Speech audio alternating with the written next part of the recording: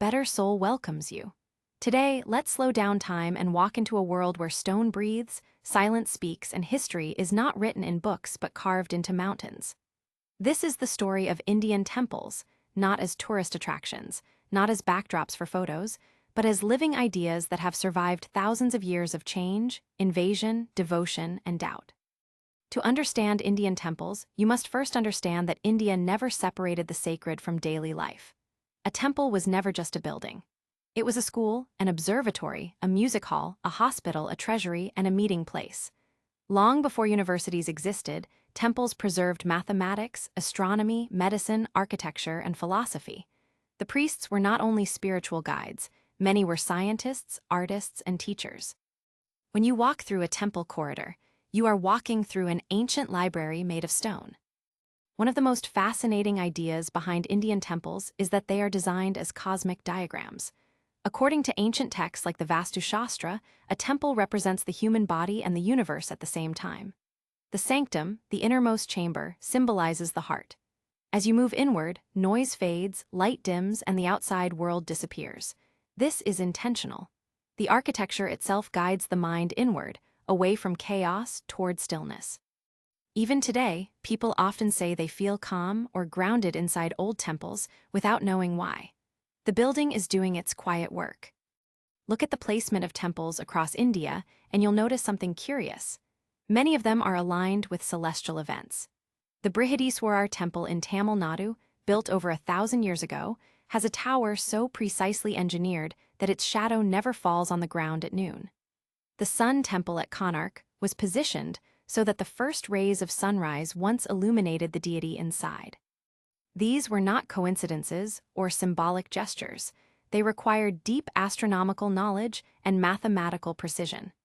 Ancient Indian builders understood the sky as well as the stone beneath their feet. And then there is the question everyone asks: how were these temples built? Consider structures weighing tens of thousands of tons, assembled without modern cranes, concrete, or steel. At places like the Kailasa temple at Ellora, entire mountains were carved away to reveal a temple hidden inside the rock. No blueprints survive, no step-by-step manuals. Only the result remains, leaving modern engineers puzzled. What we do know is that these builders had an intimate understanding of materials. Stones were chosen not only for strength, but for vibration. Certain stones amplify sound, others absorb it. This is why chants resonate differently in different temples. The building itself becomes an instrument. Indian temples are also storytellers. Walk along the walls and you'll find entire epics unfolding: the Ramayana, the Mahabharata, stories of gods, demons, humans, animals, love, war, birth, and death. These carvings were never meant only for decoration. In a time when most people could not read, stone became the storyteller. A child could learn morality, courage, devotion, and consequence just by following the images along the wall. Temples were books open to everyone. What surprises many people is how human these temples are. Alongside gods, you will find dancers frozen mid-step, musicians holding instruments, couples embracing, scenes of daily village life. Spirituality here was never about rejecting life, it was about understanding it fully. The presence of sensuality in temple art was not considered shameful. It was a reminder that desire, creation, and energy are all part of existence. To deny them would be to deny nature itself. Travel north and you encounter a different architectural language. Temples rise with curved towers, like flames reaching skyward. Travel south and the temples spread outward, crowned with towering gateways covered in thousands of colorful figures. In the east, temples feel more austere, more geometric. In the west, stone lattices filter light like lace. Each region tells the same spiritual story, but in its own accent, shaped by climate, materials, and local traditions. Temples also reveal India's long memory of continuity and conflict. Some were destroyed and rebuilt many times. Somnath Temple stands as a symbol of this cycle, attacked, reduced to ruins, and reconstructed again and again. Each rebuilding was an act of defiance, not against people, but against forgetting. The stones say, civilizations may rise and fall, but belief has patience. Not all temples are grand or famous. Some are hidden deep in forests, caves, and mountains. At Amarnath, ice itself forms the sacred symbol, appearing and disappearing with the seasons. In Kerala, temple rituals still follow rhythms tied to monsoons and harvests. In the northeast, temples merge seamlessly with nature, blurring the line between shrine and landscape. These places remind us that spirituality doesn't always shout, sometimes it whispers. There's also sound. Temple bells are not rung at random. Their vibrations were believed to clear the mind, resetting mental patterns. Chanting follows specific meters known to influence breathing and focus. Even walking barefoot across temple floors was intentional. Stone, metal, and earth were believed to conduct subtle energies through the body. Whether one believes this literally or metaphorically, it shows how deeply thought out these spaces were.